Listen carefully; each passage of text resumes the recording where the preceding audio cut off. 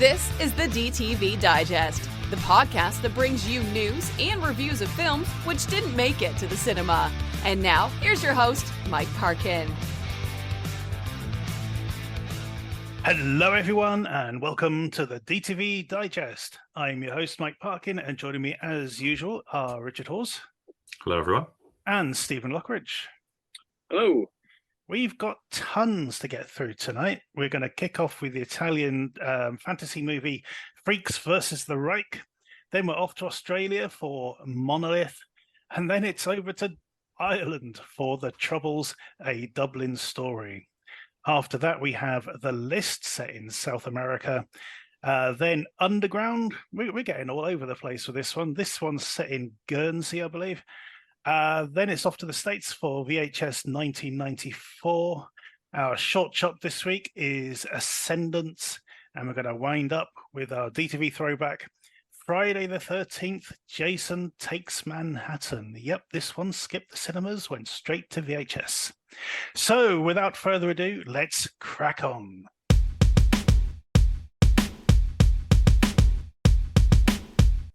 Our first review then is Freaks vs the Reich. In Italy, 1943, Matilda, Sensio, Fulvio, and Mario are the main attractions to the Mezza Piotta Circus, run by the kindly Israel.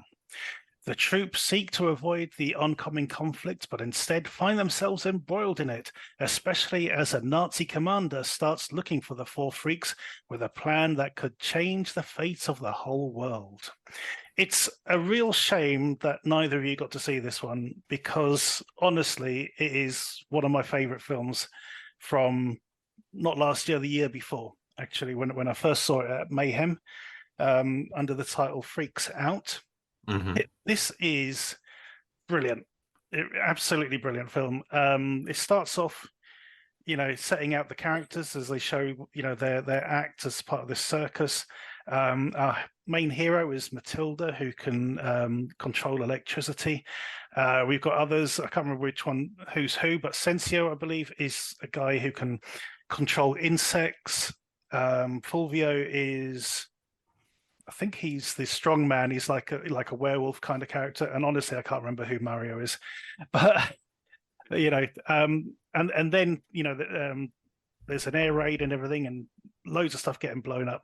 And they're going to try and get out of Italy, basically. But their leader, Israel, gets captured by the Nazis, and they have to go and try and rescue him. They get split up.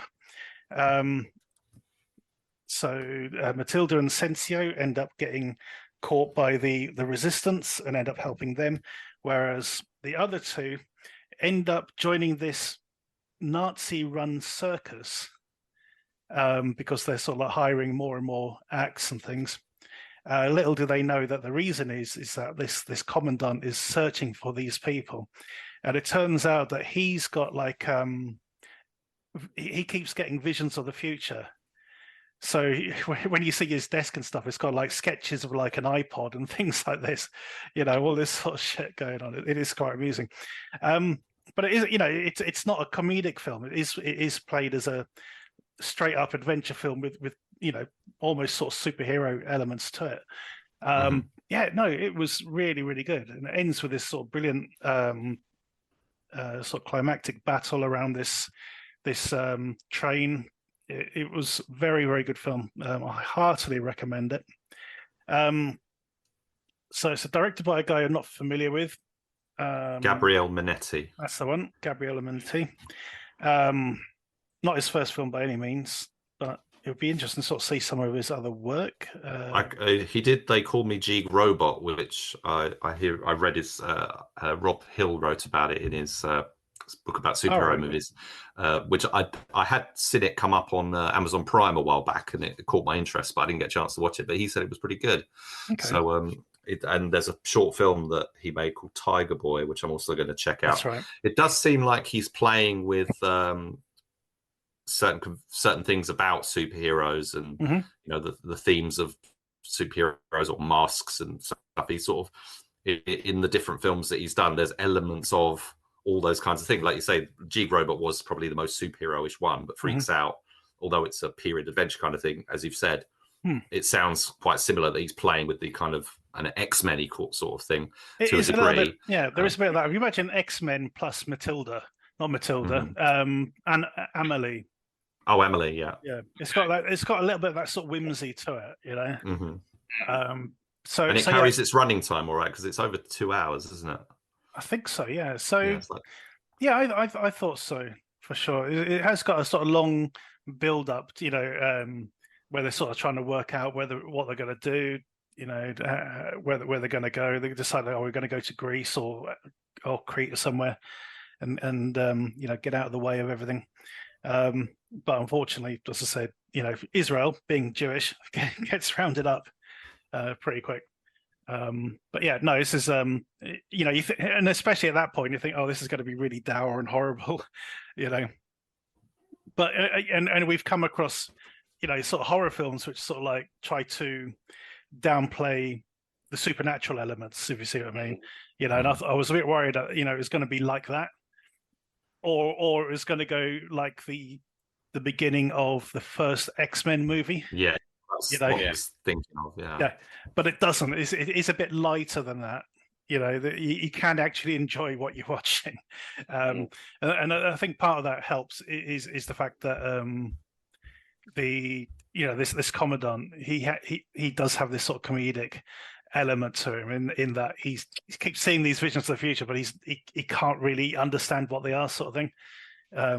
But it's like he's a pianist, and he's sort of rewriting like pop songs and rock songs that, you know, there's been a couple of series that have done some of similar things, like Bridgerton has done it a few times, where they sort of like turn a popular song into like an orchestral thing. Yeah. You know, there's a lot of that sort of...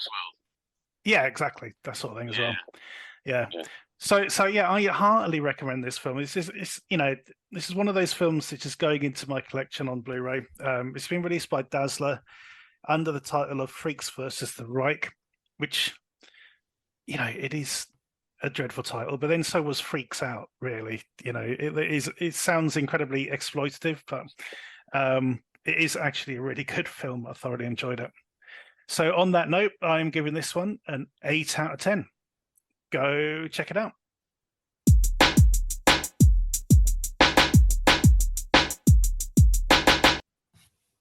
Our next film is Monolith. A headstrong journalist currently living in journalistic purgatory is running an investigative podcast which uncovers a strange artifact, an alien conspiracy, and the lies at the heart of her own story.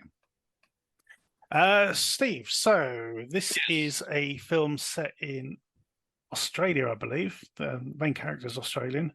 Yeah. And I do love this sort of film, this sort of investigative mystery kind of thing, where you know, your hero or your protagonist gets sucked into this story. You know, they at first they're just trying to report it, but you know, as things go on, they end up becoming almost the heart of it. And you know, this is we talk about COVID films, which is what this basically is, because it is one person on the screen for 99% of the time. And again, you know, similar to On the Line.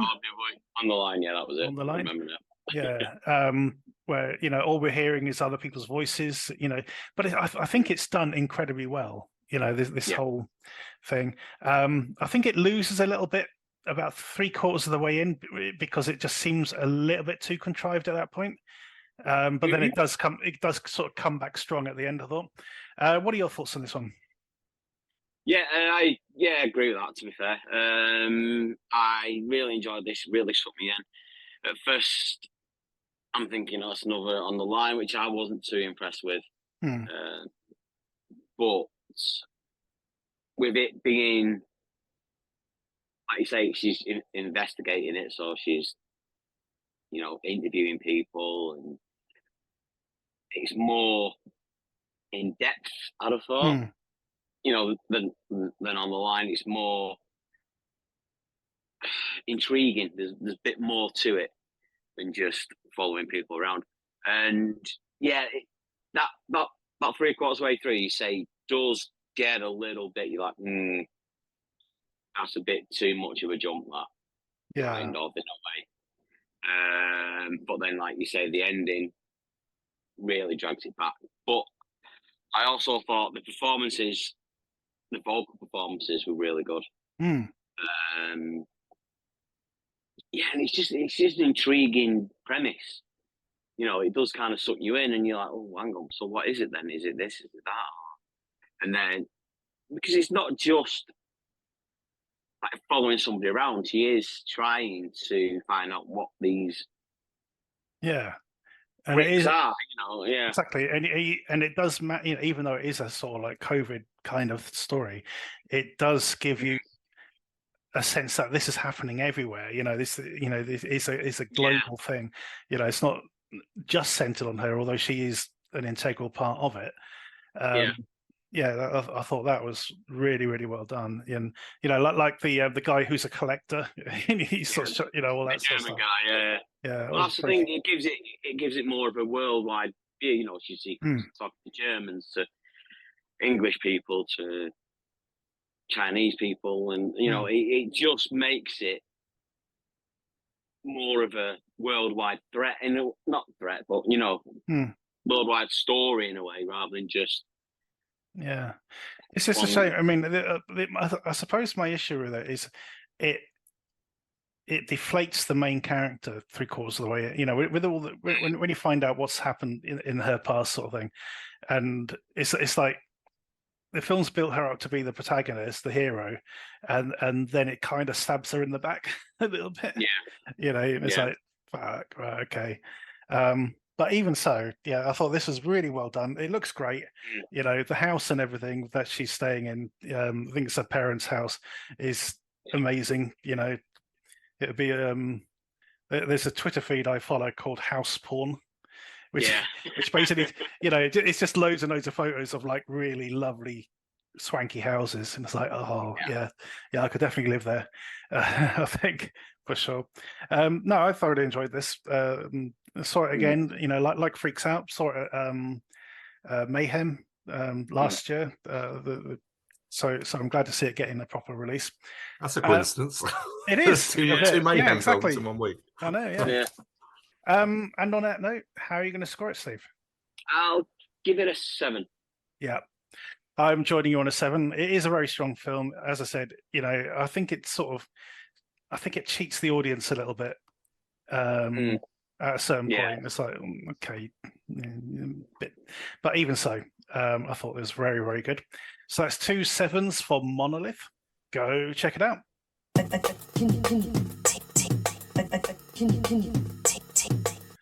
Our next film is The Troubles, a Dublin story.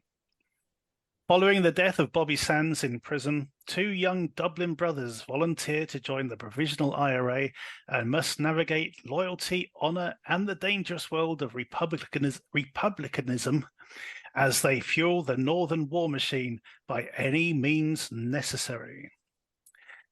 I've got a question to ask you, Steve. Go on, man.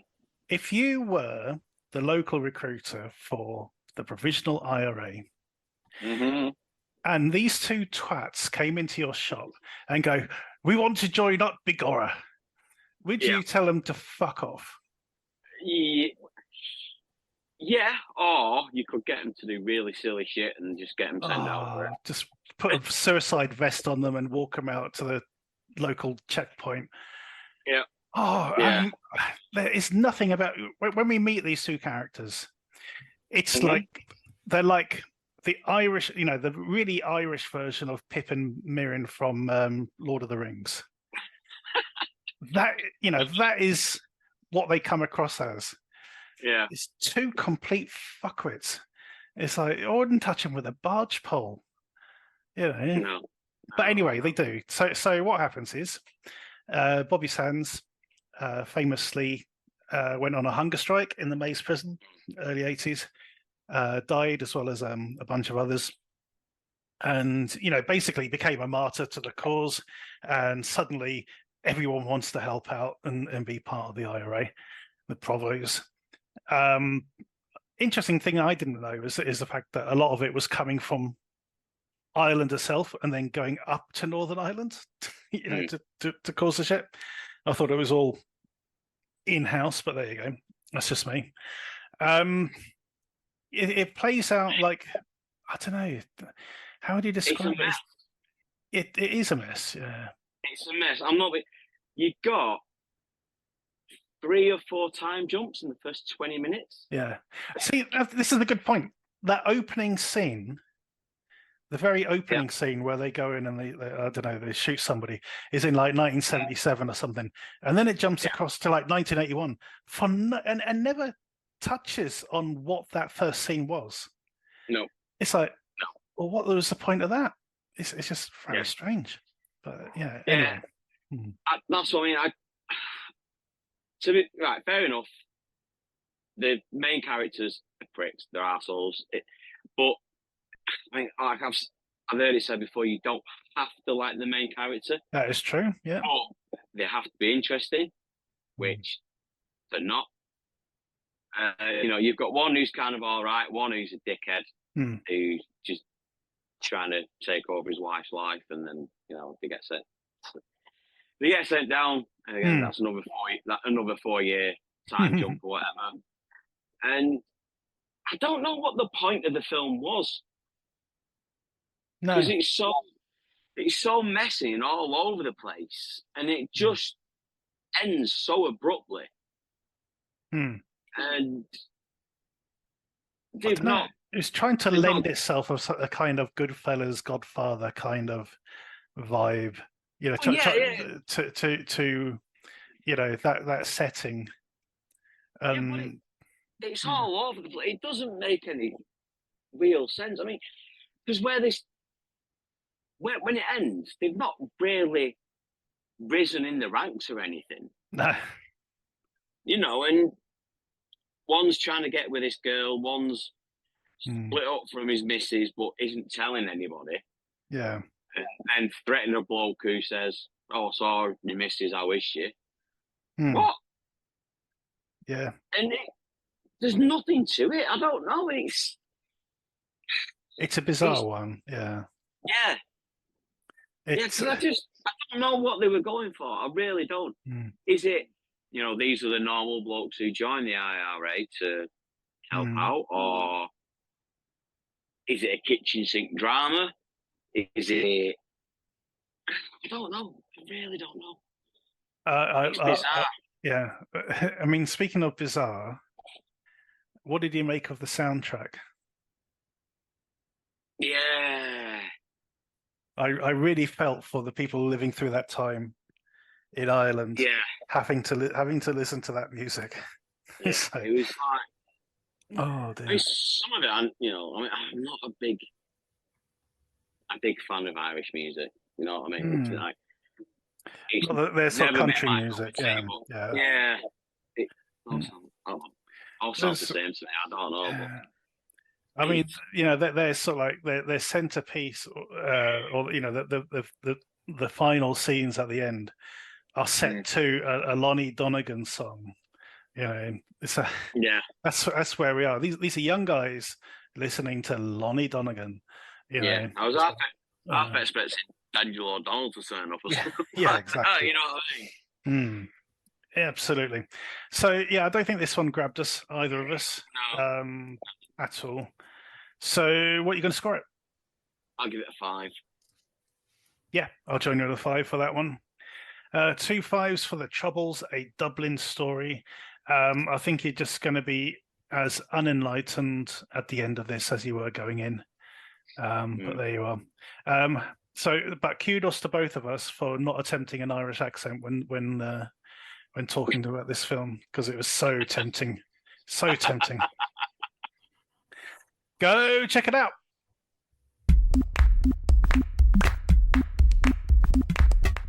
Our next film is The List. After a brutal dictatorship falls in South America, a wealthy but fractured family returns from exile in America to reclaim their lives. However, the new government marks the father and his family as collaborators with the old regime, and they and others are on a death list and must survive 12 hours of being hunted by vigilantes and prove their innocence to earn the right to live, if they can band together and stay alive. It's okay, we're in media res country. Woohoo! Yeah. Always a good place to start. So yeah, it's a weird one. It does borrow elements of the Purge. Oh God, yeah. Very much so. And we've got this local college professor who he urges his students to ring up this hotline and basically dob on this guy and make it look like he's one of the collaborators. Basically, it turns out he is one of the collaborators. He was basically the money man and the guy who sort of like laundered all his money, this dictator's money, but his family didn't know anything about this, basically. So they're all shocked and horrified when they find out, but they're all lumped in the same boat and must try and survive, as do some of the other guys who you're not too bothered about, because they are arseholes and bastards. So you're kind of like hoping the mob's going to catch up with them. But yeah, I mean, it's interesting because we were saying earlier, Steve, the old adage that you don't have to like your main characters, because they really go out of the way to make sure we don't like the main character in this one. There's that scene where he manages to sort of put out a video message to the news studio, and basically he's just plugging himself, sort of going, "Hey, don't forget, when this all ends, come see me. I'll launder your money for you." All this sort of stuff, which is quite funny. About the only sort of funny thing in this, but yeah, we've got this college professor who's got an alternate agenda. I must admit, I thought he wasn't as altruistic as he ended up being. I thought he was going to be really upset with what happened at the end, but he was actually quite happy about it, which is quite good.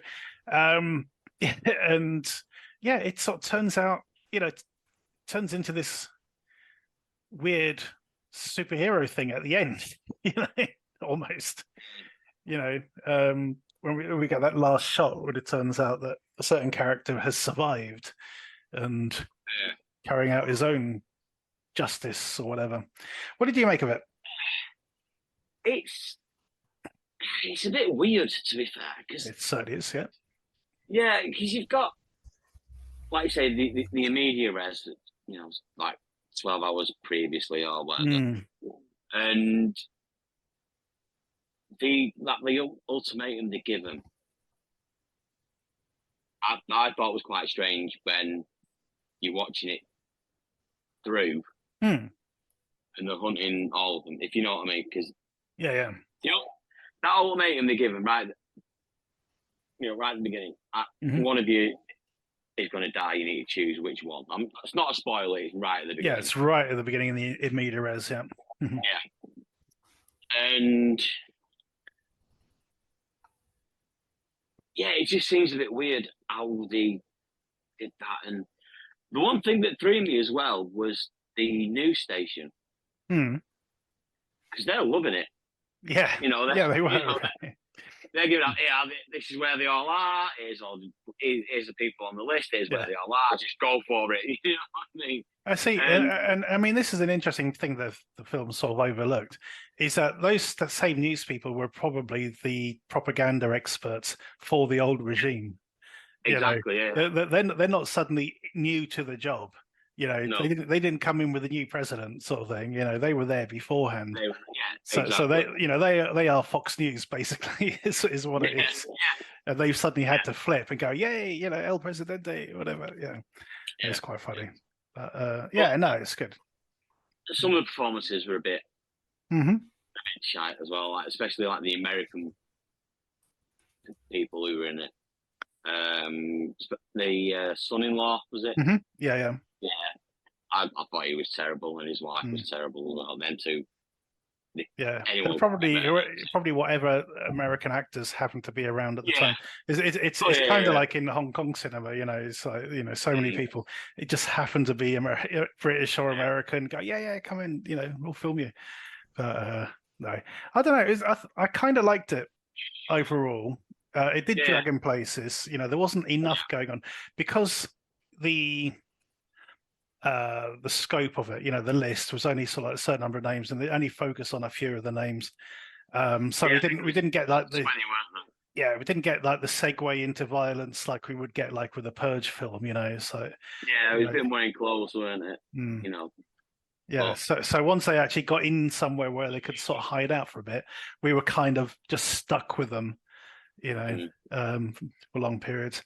But yeah, I thought overall it wasn't a bad attempt at this sort of thing. And I did like the ending. You know, I think they kind of rushed the way they presented the ending. I think they could have done a better job of it.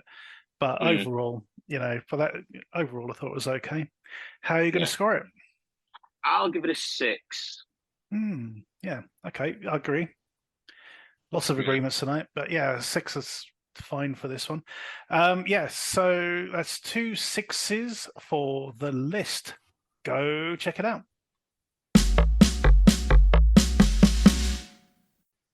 Our next film is Underground.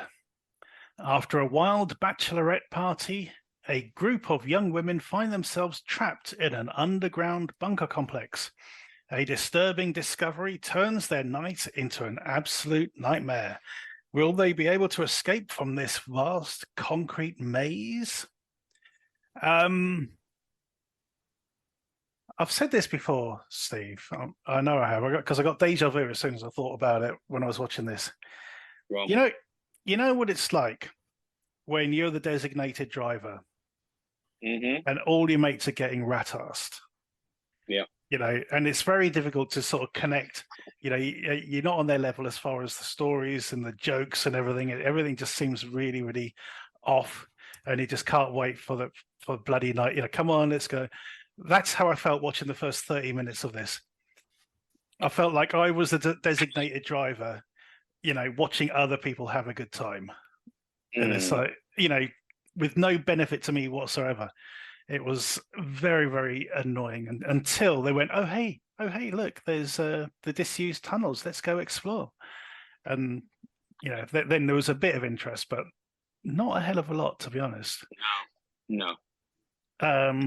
Lots of contrivances. You know, they're trying to do the whole, you know, found footage shot on camera kind of thing, which ends up being with some very stupid contrived camera angles and things. It's like, oh, let me just put the camera down here while I go over there and explore while I'm in shot. You know, it's stuff like that. So then something can happen to me while I'm over there, or yeah, I didn't get a lot out of this. You can tell. Yeah. How about you?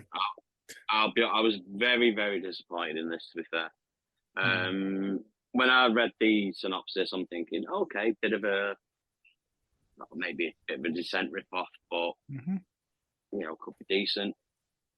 But nothing much happens. Now the thing is, you know, we've reviewed a German film which was very much like this, called Bunker, which was set in the catacombs beneath Berlin. Yeah. And it turned out there's some creature or zombie kind of thing living there, and this is, you know, it is channeling that sort of story. You know, it's supposedly, because, you know, it's set on Guernsey. Guernsey was occupied during the Second World War. So well, this is the thing. I asked my daughter, because normally in like the summer months she's working on Sark next to Guernsey, and she has to travel to Guernsey to get the Sark. So I said, like, you know, are there actual Nazi bunkers on Guernsey? She's like, oh yeah, there's quite a few. So, you know, fair enough, there is, and it is not real, but you know, they are there. It's one of those. It's one of those films which we've covered. Again, it's a thing we've covered before, where a film gets hold of a good location, you know, and tries to get what it can out of it. Warblade was another example, you know, where they got bunker system there to film in. You know, I felt the same sort of thing here, but yeah, I just did not connect with this one at all. No, it's just like you said. The first half hour is just them partying, watching football, or getting pissed and throwing up in a taxi to get kicked out. And even when they go into the boat, nothing scary happened. Nothing. Not particularly. No. No, you get a phone ringing, and you see a Nazi. Yeah. For about 5 seconds. And a gramophone. I think that was it, wasn't it? Yeah. Yeah. That does not a scary film make. There's nothing. And that's what I mean. Even the start again, media res at the start. You know, I'm thinking, right, this could be pretty decent. Who does that help? Who benefits from that in media res? So the film starts with, you know, the chief inspector of the police coming out, giving a press conference, and saying, you know, something had happened in you know, to these girls. You know, there are certain people dead, that sort of thing. So of course you're going, ooh, I wonder who dies. You know, instead of just letting it play out. Yeah. You know, so there is a bit of shock value to when stuff actually happens, if it happens. You know, I just did not get that at all. No, I don't think it was needed at all. No. Anyway, okay. Well, I'm going to go first this time. I'm scoring this one a 4. How about yourself? Yeah, same. All right, cool. All pairs this week. It's one of them. I wasn't angry, just disappointed, you know. Yeah, definitely. Cool. All right, then. There you go. That's 2 4s for Underground. Go check it out. Our final main review is VHS 1994. In this latest iteration of the horror anthology series, a SWAT team assault what they believe is a drugs den, only to find weirdness piled upon weirdness and lots of old VHS tapes. Now, guys, we covered one of these last year. Yeah. And that one in particular was pretty rough around the edges, although it did have some pretty decent fuck off scary moments to it. Like, I mean, to be honest, I can only remember 2 stories from it. One was the sorority girls doing the hazing when they bury the girl alive. And the other one was the last story about the kids going to hell. Yeah. Oh, no. Oh, that's the third one. Yeah. No, there was another one where the kids were perving on the babysitter. Oh, yeah. Yeah, and it turned out she was a Medusa. That was a really good one. Yeah, then the one that went to hell. And I now remember. Yeah, the first one was about the game show, and it's all flooding back. And the first one was about the all-girl rock band going. Oh into the underground club. Yeah. Now. Yeah. The one thing I remember, guys, from when we reviewed this, is that generally we felt that the stories just kept going on too long. You know, they keep, you know, especially that first story, you get to a point where you think, yeah, that's a good ending, and then the camera just keeps rolling. There's one story in particular with this collection, which I feel is the same, and that's the one about the mad doctor. Yeah. Which is a shame because it's directed by Timo Tahanto, who did films like The Night Comes for Us and Headshot. He's a director I really admire, and unfortunately he sucked in this one. I didn't get on with it, his bit. But surprisingly, I actually enjoyed the rest of the stories in this one. Steve. Yeah. Well, it's like any anthology. It's a bit of a mixed bag. What was the first one? What was the first one? The Rat King thingy. Oh, the Rat King, yeah. It's called Storm Drain. Storm Drain, yeah. That was it, yeah. Which I was a bit until the last couple of minutes back in the newsroom. That was funny. That was that was all right. I really enjoyed the second one, which was the Wake. Yes, that was seriously creepy. That got a lot of mileage out of its location and the isolation of the girl, and that I thought that worked really well. Like you say, the subject, that one, it went on too long, I thought, and it kind of reminded me of, like, Hardcore Henry in a way. Yeah, it was all first person, and I don't know, it just seemed a bit. That could have ended when the doctor died, basically. I thought it just didn't need the rest of it. No, that's right. And what was the next one? I think which one the next one was. What's the next one about the militia? That was the last one, wasn't it? Yeah. Yeah, that is the fourth and final one. Yeah. Was it only four? It's only four. Yeah. Yeah. Which I actually enjoyed that one as well. That one was pretty good. Yeah. It just shows you how fucked up some Americans can be. But yeah, it did seem quite true to life. That these sort of like Yahoo militia types, Proud Boys and all that sort of shit. Yeah. But again, I think that had quite a good twist on it. The bit that baffled me was the veggie masher bit. Oh, that was funny. Yeah. That was just weird. Yeah. I didn't get that. And the surrounding story as well. Quite a decent twist on it. I actually quite enjoyed that bit as well. But it's like you say, with most of these, I've seen a few of them now, about 3 or 4, I think. I've seen the first one, the last one that we did, and we'll watch another couple. And there's never been a great one. There's always a couple of stories that let it down, but I find that with most anthology things as well. Yeah, no, I agree. Not just this, but that's like even it was all Creepshow. right. Yeah. Twilight Zone, you got to put up with Kick the Can. Creepshow, you got to put up with the one with Stephen King in it. Yeah, Cat's Eyes, all the rest of it. Yeah, cool. Rich, what did you make of VHS 1994? Yeah, I think overall I liked it. This is the first one I've seen of the whole series. I think this one is like the fourth one. Yeah, I think fourth or fifth. I think this was from like 2021. The reason we're talking about it is it's coming out on disc. Yeah, from Acorn Media, who have put out quite a few films that have been on Shudder, which this one was, and say the previous one.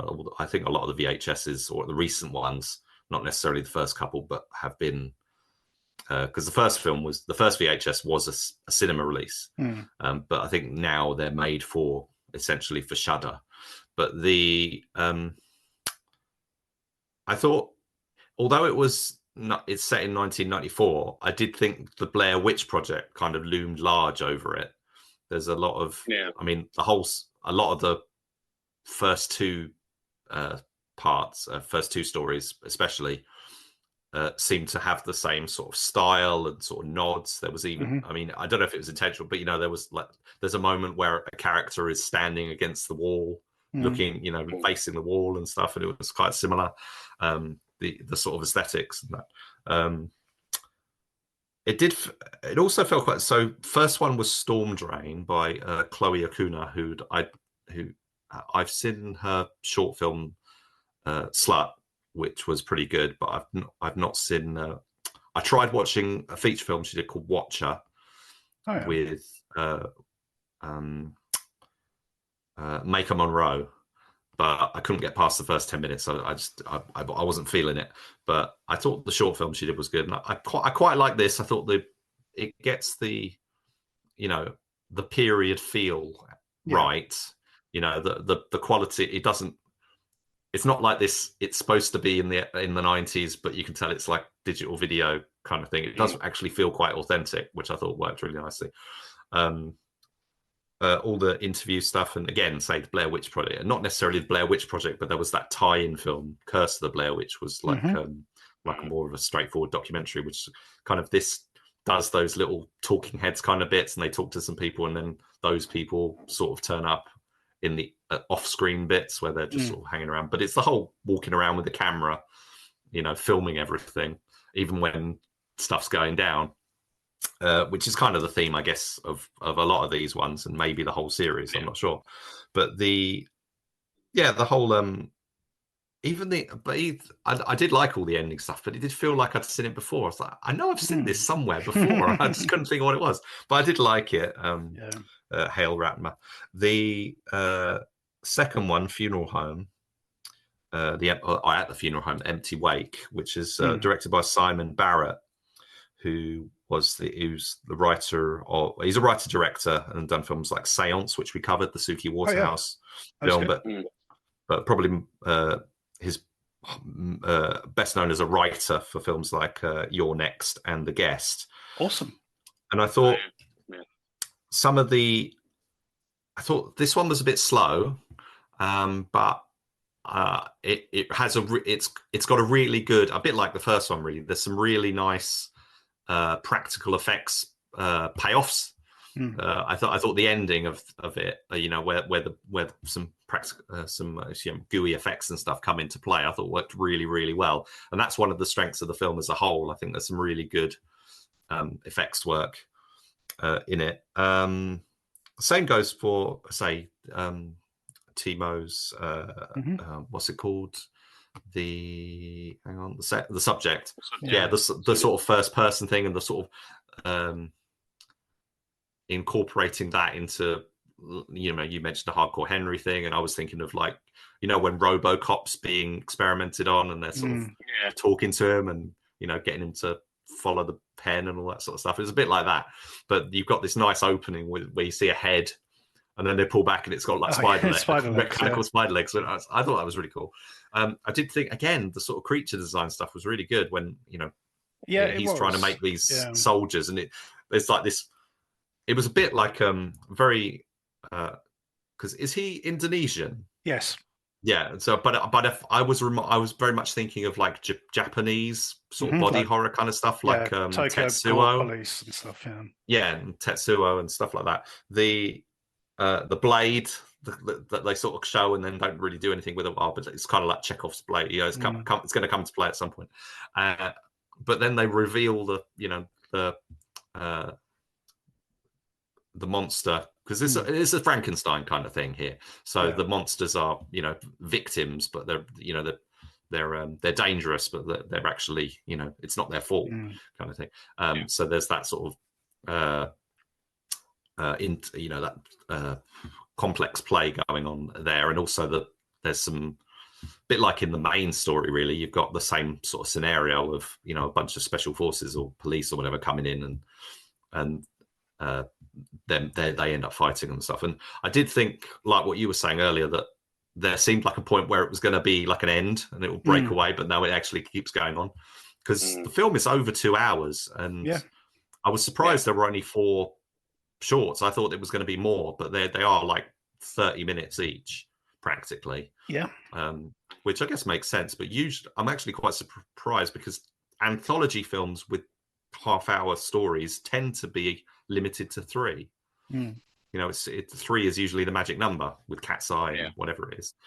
And so anyway, but I did feel, say, the stories did run a bit long, but I did like his you know, like the monster with like the security cameras for eyes and stuff. I thought it was some cool stuff. But it was really the last one that I thought was kind of the weak. It was kind of a weak one to end on. The militia thing was. It was all right. There was some, you know, it was some good ideas there. Yeah, sure. It's just the very ending of it, I thought, let it down a bit when they go into the loft with the camera. But and that one's done by Ryan Prowse. It's called Terror. He did a film called Low Life, which I've been curious to see for a while. It was actually back in 2017 he made that. It's got like a luchador wrestler kind of character as like the main character. But yes, I know that one. I remember seeing the trailer of it, and I do want to see it. Well, he made that before this, and he hasn't made anything as a director since then. So he hasn't directed since 2021, which is quite surprising. But he's got quite a long lengthy back catalogue of shorts and things, but not that many feature. Like I think some TV work and stuff anyway. But the Low Life looks really interesting, whereas this is very it is what it represents. It's kind of exactly what you expect. The thing is, the thing with this one is, there is a good idea here which could be developed into a film if they develop the characters into someone other than the bunch of fuck ups that they are, because the idea was sound. And it was really intriguing because you see at the beginning they go in, there's a guy in this room and they shoot him in the head and then walk out, and then the next day they go into the room and they think, that's interesting, that guy looks exactly like the one they shot yesterday. Oh, they just shot him as well. And then by the third time I go, hang on, this is the same guy. Somehow he's being brought back to life every time and they keep shooting him. I thought, well, that's weird. And then we find out what's going on and what they're planning to do. I would have loved to have seen a film where they get to do what they plan to do instead of getting pissed and fucking around with what it is there was, and how things ended up. There was a great premise there. That would have been a decent sort of horror action movie if they'd followed through with it. Yeah. So I thought there's some decent. I mean, I quite like the where they're doing the test run, basically. That was all well done and stuff. I just didn't think it didn't feel horror enough, really, for to end on.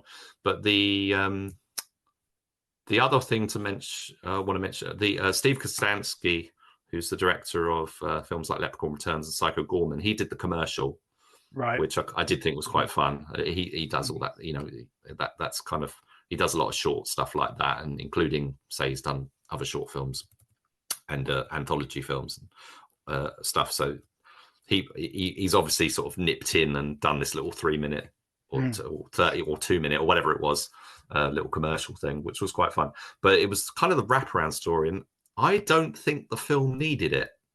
I'm not a big fan of wraparounds, and in this case, it was even more so. I get Holy Hell, it was called, directed by Jennifer Reeder, and I just thought, especially as it doesn't really have a great payoff, it's kind of got a weird sort of, linking in VHS sort of theme and stuff, but it really wasn't.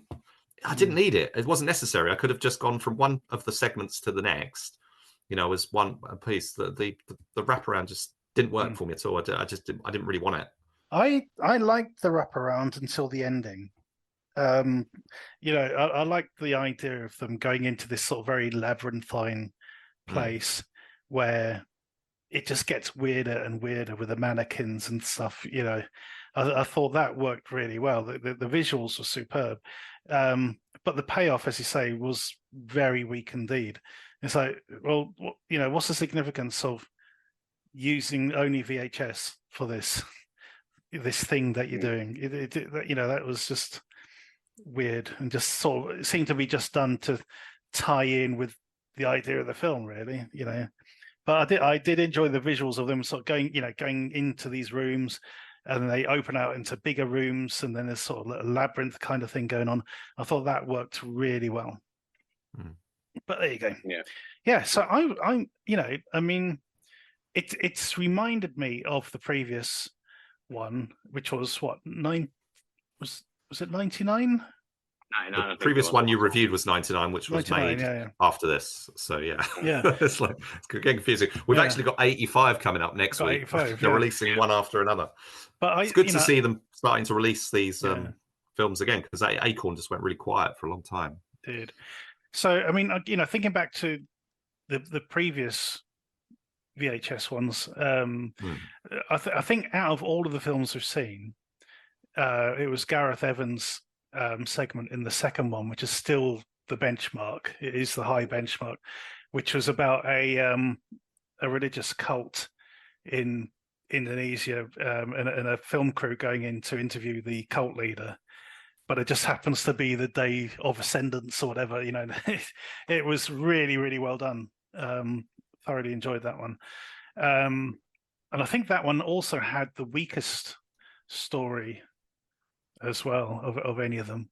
So yeah, overall, I'm still quite impressed with these. There've been 4 or 5 of them now. They are a bit shaggy at times. That they do seem to overindulge on time, but there are some good ideas here, and I am enjoying them as we do them. Do they always have the wraparound? Yeah. Is that part of the? So the last one that we did, the 99 one, that was done as if it was like, so it was a videotape that's people have like continuously taped over. Taped over. So you get little bits in between, and you're not sure what they mean until the last story basically sort of comes in. But yeah, they were all. I think if I remember rightly, the first story was about 2 guys who were broken into this house. So the old guy's house and found him dead in the chair. Yeah, they found him dead in the chair, and they were told to get hold of a videotape, but there's like hundreds of videotapes, and so they start watching one after the other, and then as they're watching them, you realise there's something going on behind them as well.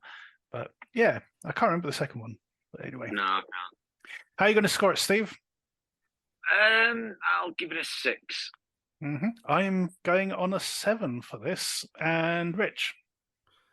Yeah, I think I'm going to go 6 as well. Okay, 2 6s and a 7 for VHS 1994. If you like these sort of anthologies, so you'll enjoy this one, go check it out.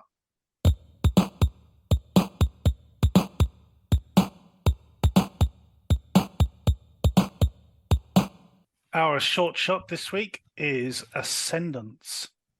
In a dystopian future, 3 people with special abilities have been tracked down by a ruthless squad of government agents. Their powers restricted by powerful electric shock collars, they must rely on their fighting skills to survive. So this is directed, basically made by, is it Leroy Kincaid? Leroy Kincaid, yeah. Kincaid, yeah. He did everything on this one, it seems. He just watched the end credits. Written, produced, edited, cinematography, choreographed. everything. Basically, he was the guy. Very nihilistic, this one, compared to other films of a similar vein. This really sort of doubles down on the dystopian part of dystopian future. I think it's just one of those situations where those shock collars, they really work. They really work. Unfortunately, this is quite nihilistic watch until you get to the end. Really, I thought, but I thoroughly enjoyed what I was watching. Steve, what did you make of it?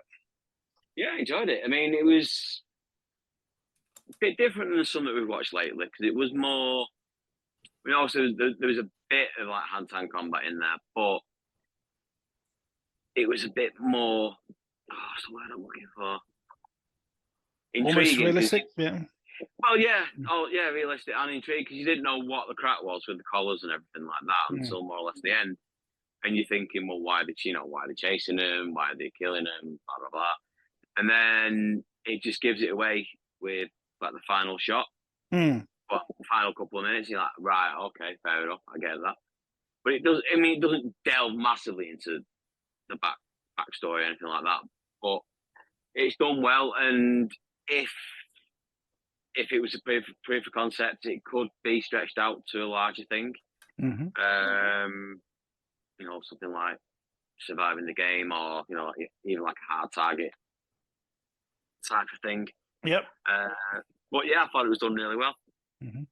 I think they get away with a lot of they sort of cut corners with the plot and the context and things like that because there is that sort of familiar edge to it.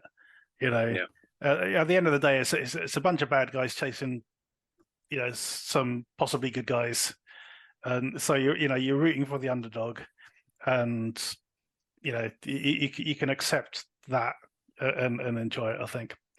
Rich, you tend to, you did curate this one. Obviously, we saw this back in Fright Fest last year. Fighting Spirit Film Festival. I'll do that bit again. Rich, we saw this one at Fighting Spirit last year. I'll get my my festivals the right way around. You know, it was up for against some stiff competition at the time, but it did still stand out, this one. What do you got to say for it? Yeah, I was really looking forward to it. I've been following Leroy Kincaid's work for a while. He's done a lot of shorts, but he's also made features. He did a film called The Last Rite, which we covered, which was a horror movie. But he's very much from an action background. He's he's a bodybuilder. He's done sort of wrestling and let's say a lot of experience in the action field. He's not in front of the camera on this one. He's purely behind, but he's assembled a great cast, and he's really showing his skills as a director, as a cinematographer and stuff, because the film looks fantastic. The way it's, I mean, I think you might have edited it as well. I say the whole section feels like a little piece of a big decently budgeted film, which I liked. But it was also kind of you didn't mind that it was kind of just showing you a snapshot. This is it's almost, it is like a fight short basically, but there's a bit more substance to it. It's a bit more rounded. It's about 14 minutes long. There's quite a few characters involved. Nice work with establishing those characters with very little dialogue, and sort of so you can work out who you're going to root for and what there's lots of gestures and stuff. Omar Alexander, who's got an extensive filmography of shorts and things that he's worked on. Seen him in lots of kind of different roles, usually as like bad guys and stuff. He's a very, very good martial artist. He comes to the fore with that side of things in this. We've also got Eloise Lovell Anderson from Speed Dating. She's at the beginning of the film. We got to speak to her at Fighting Spirit just before, because the whole team were there to see their film, which did actually win 1 or 2 awards, I believe, because we were there for the awards giving, and I remember them picking up at least 1 or 2, and just very much deservedly so, because I was really looking forward to seeing it again. It really stands up. It's a very good high standard. It's a shot in the woods fight scene action short, basically, which we've seen many of. There's loads of them, because you don't have to pay for sets and stuff. You just take the camera, set yourself up in the woods and stuff. But it's all the way the story itself is well done. Say the way it's been shot and prepared and neatly packaged is where we see the strengths. Yeah, and if you could compare this to feature films we watched, which are basically shot in the woods films, like Warblade and Fortunes of War, and really it does stand up, shoulder to shoulder with those sort of bigger productions. It's hard. I mean, it's always hard to say sometimes with the amount of money they had to work with. Something, it's possible this short was made for the same amount of money that whole film was made. You just don't know. But I would say probably not. They probably worked with very, very limited resources. But see, the other thing I really like about this, and it's something I've mentioned before, is the sound design. The fact that they actually put a lot of effort into the weapon sounds, so when there's gunfire, it actually sounds like proper gunfire, and you can tell the difference between which weapons they're using. Not every gun sounds the same, sort of thing, and in different environments, etc. Produce different sounds. So I was really appreciative that they put the effort in for that and didn't just sort of skimp out on it. So we don't score the shorts, but we do recommend you check them out. And to do that, all you need to do is scroll down to the footnotes, and there'll be a link there. Go check it out.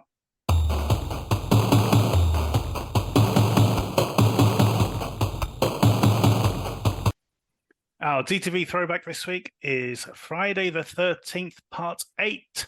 Jason Takes Manhattan. It is Part 8, isn't it? It is. Yeah. Thought so.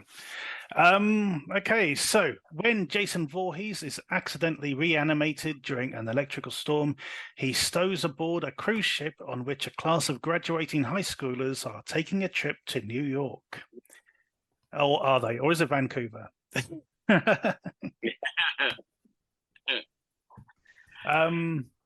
It's interesting because apparently this had the biggest budget of any Friday the 13th film.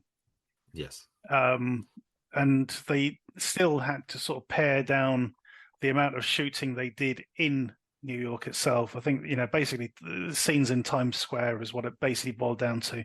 There was sort of planning on other stuff. So we've got a young girl who's been traumatized by an accident when she was younger, where she almost drowned, and as such, she ends up sort of in contact with Jason's spirit, as it were. The young Jason when he drowned, and all this sort of stuff. It was quite interesting. We got some interesting stock characters. There's some very sort of dodgy moments sort of going on in this film, it has to say.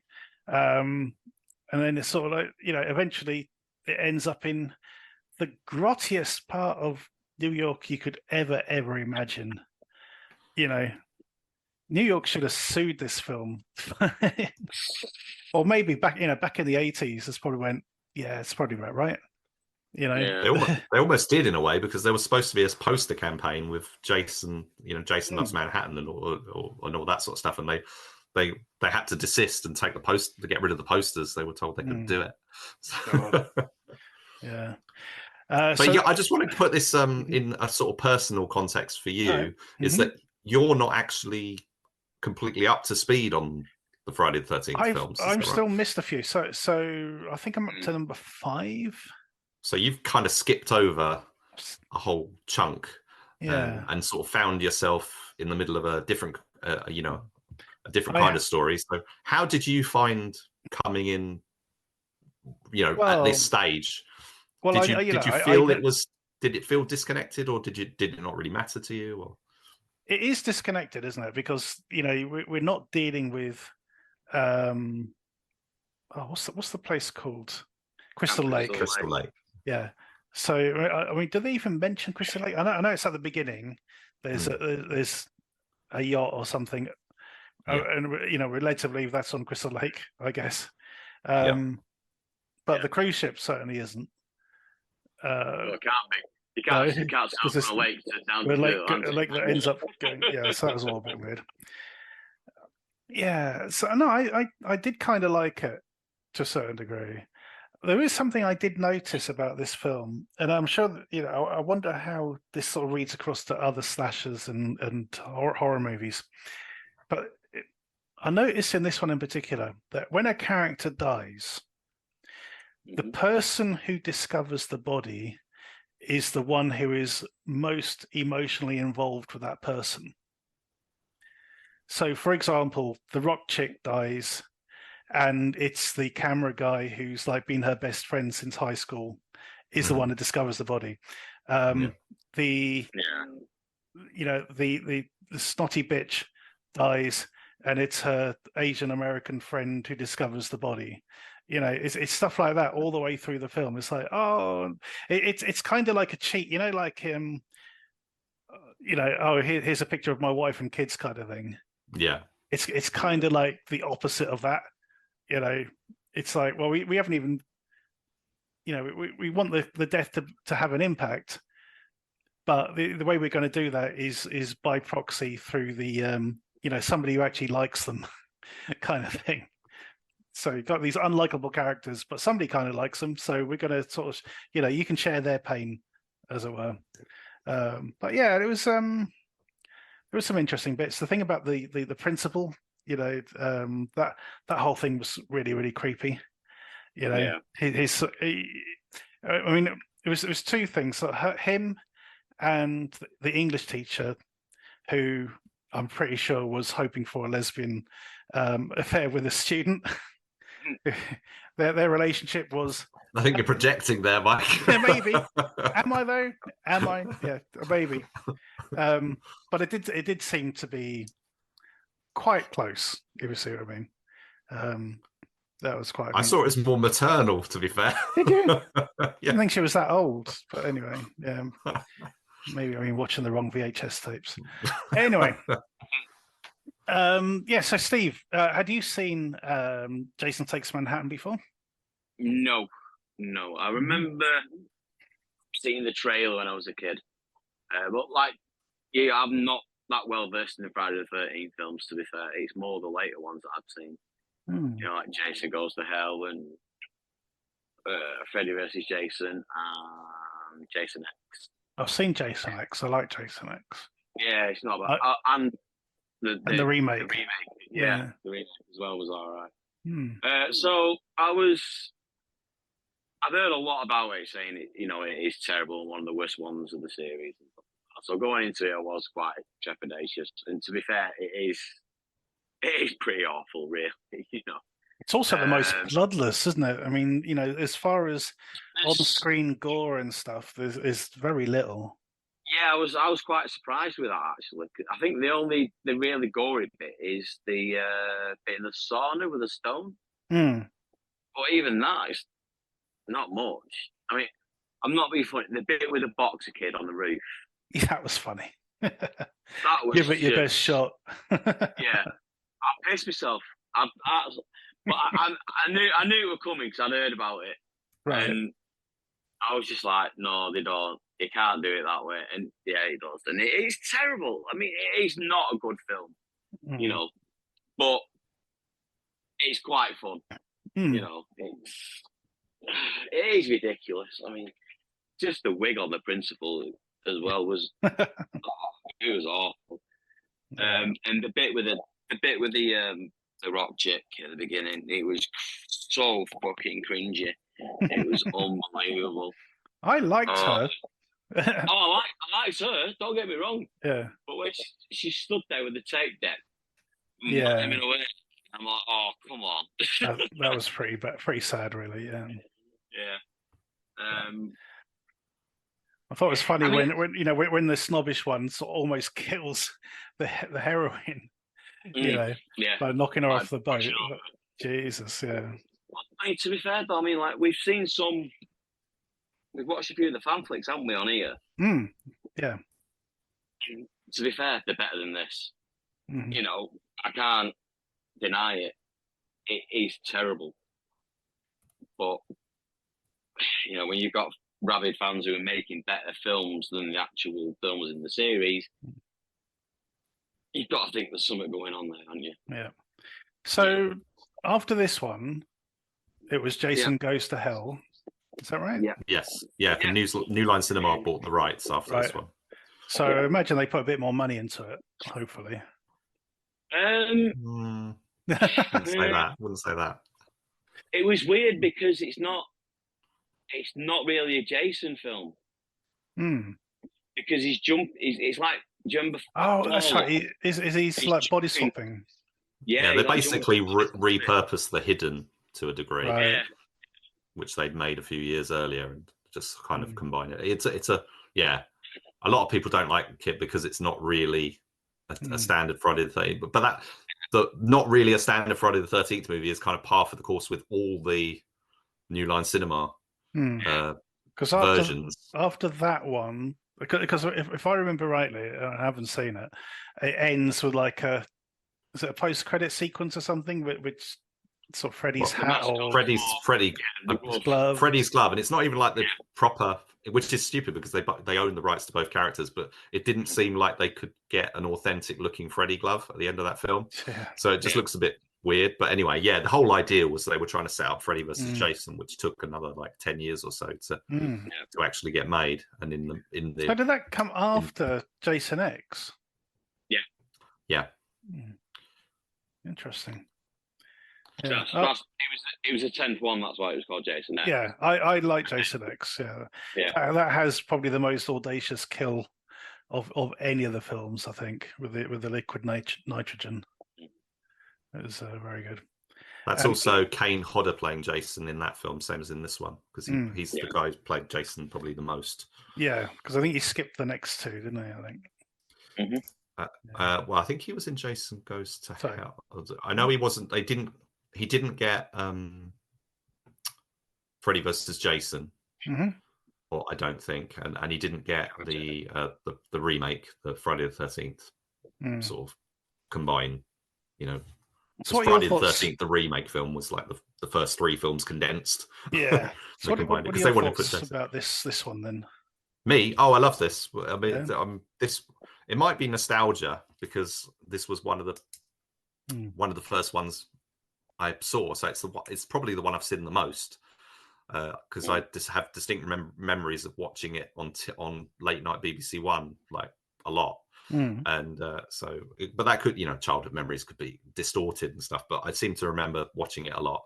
I had no idea it hadn't had a cinema release until recently.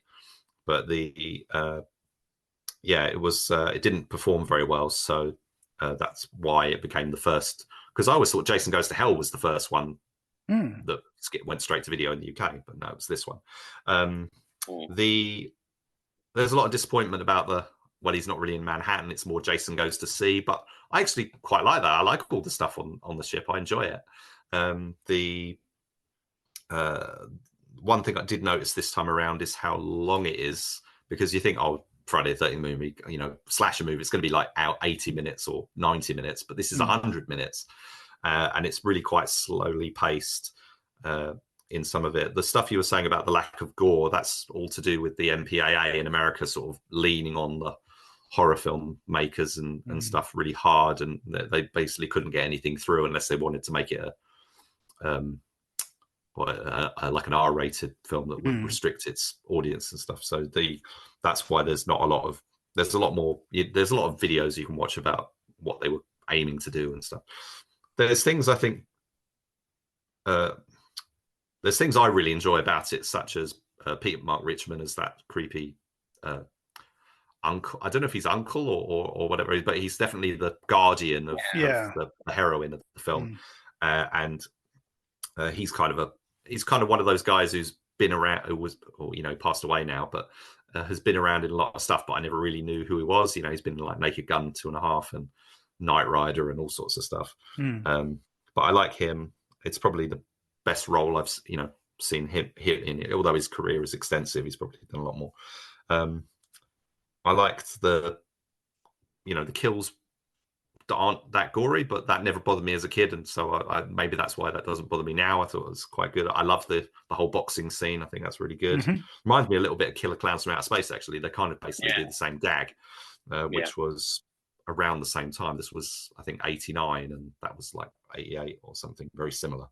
But yeah, you got quite a cool song, opens and closes the film, but it like takes up about 4 minutes of the opening of the running time at the beginning. It's like just playing this song, which with these really long shots and stuff. So it's a bit too much, really, which again sort of indicates the pacing from the start. It was funny as well, that opening montage that we get of like all these sort of scenes in New York. And it just turns out those are all the scenes they're going to be using later on. Yeah, exactly. Those are the characters. You see the guys shooting up and stuff. They're the ones who come back at the end. And whatever. There's some nice gags in there. I quite like the humor that's peppered through it.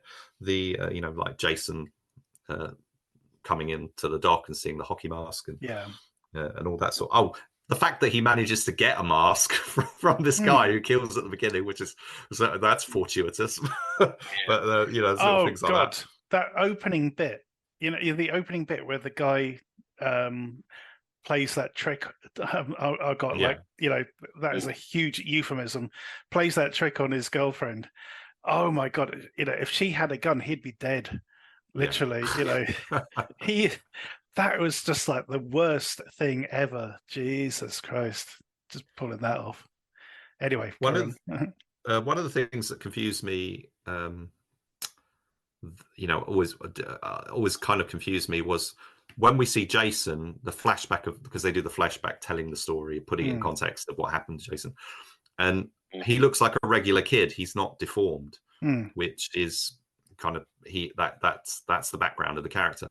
And as the film progresses, you see different incarnations. You see different presentations of Jason, and I always used to think that was just like really badly inconsistent. But then I looked at it now and I thought, I think they're trying to show a progression. They're trying to show him from going. He's he's looking like a regular kid, then he's sort of a bit more deformed, then he's even more, you know, and his face is getting even more distorted as it goes through. I think that's what they were going for. I don't think that works, because I think that's just a bit too confusing. But the whole, because it's the lead character, what's her name, Rennie, played by Jensen Daggett, who's say having these visions of Jason at periodic moments. And that kind of comes from nowhere, but like you say, it's kind of linked to this thing that happened to her in the past. That's kind of the way they hang it. But I've got to fit the previous film in the series had the heroine in that was basically a Carrie kind of character, and she had a psychic link. And we actually watched, I think we watched the recent fan film Roseblood, which was kind of a follow-up to that.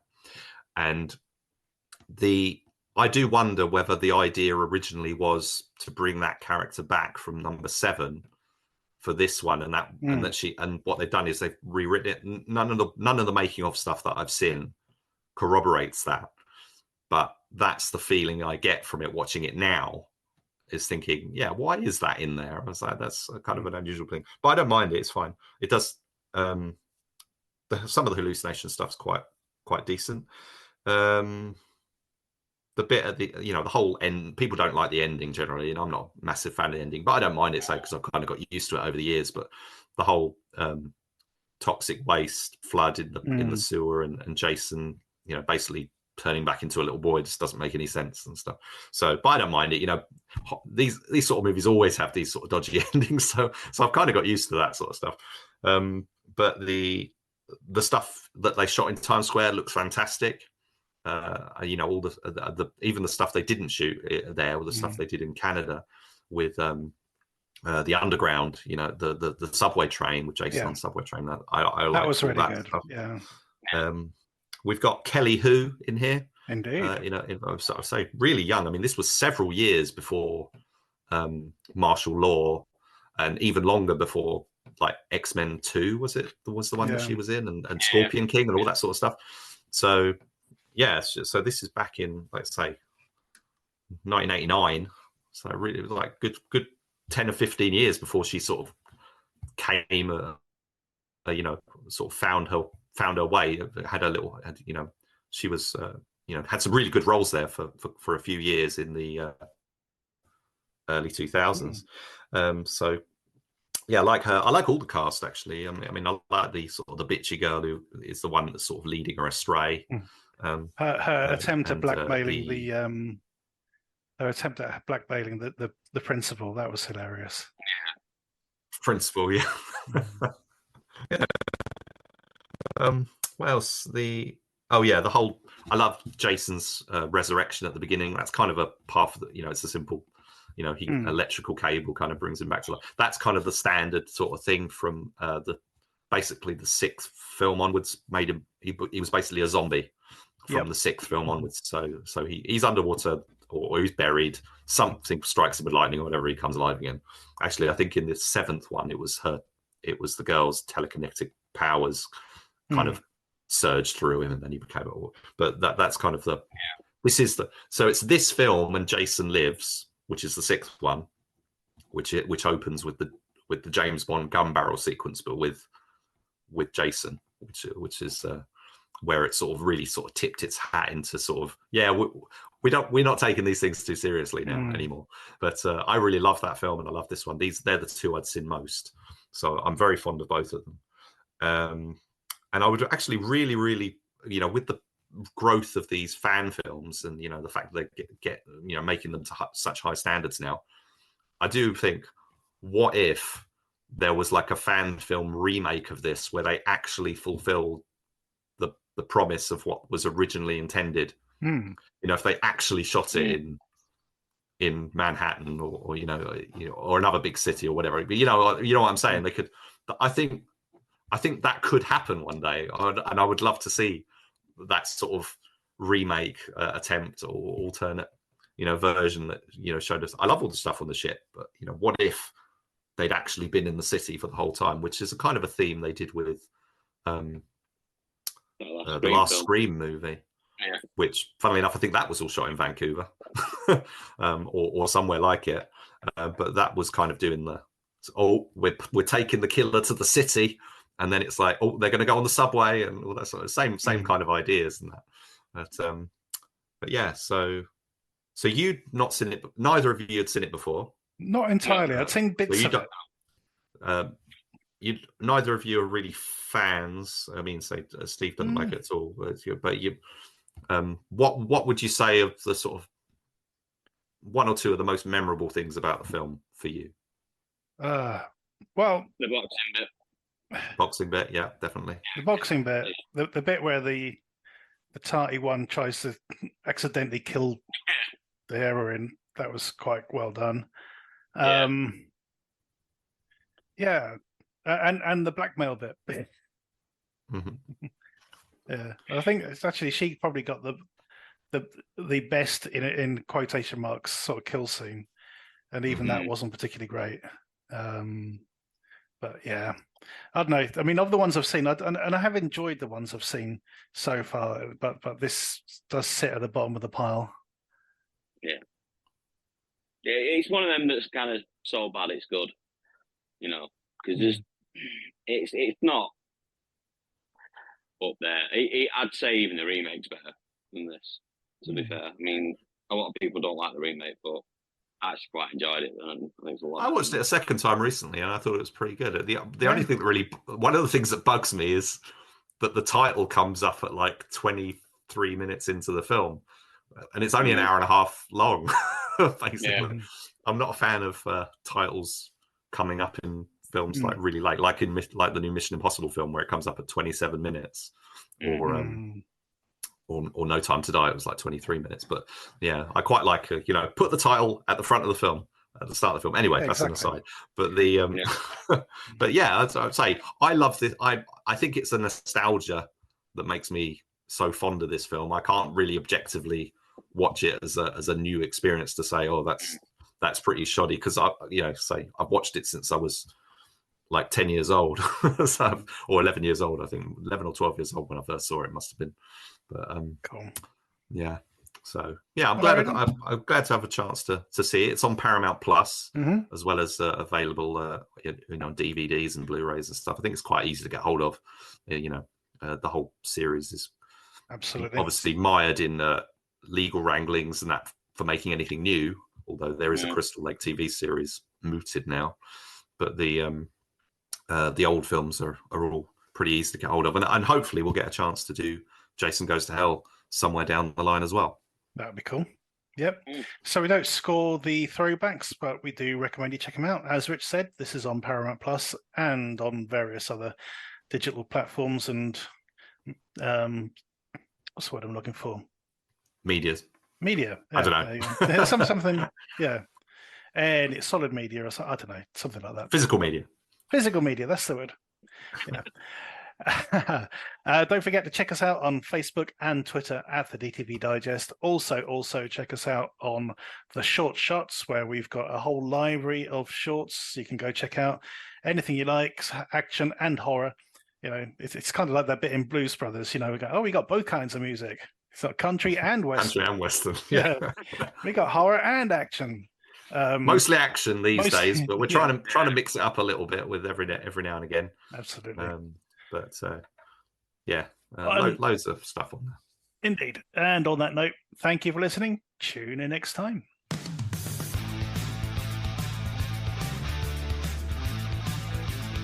Thank you for listening to the DTV Digest. Let us know your thoughts in the comments and tune in again next time.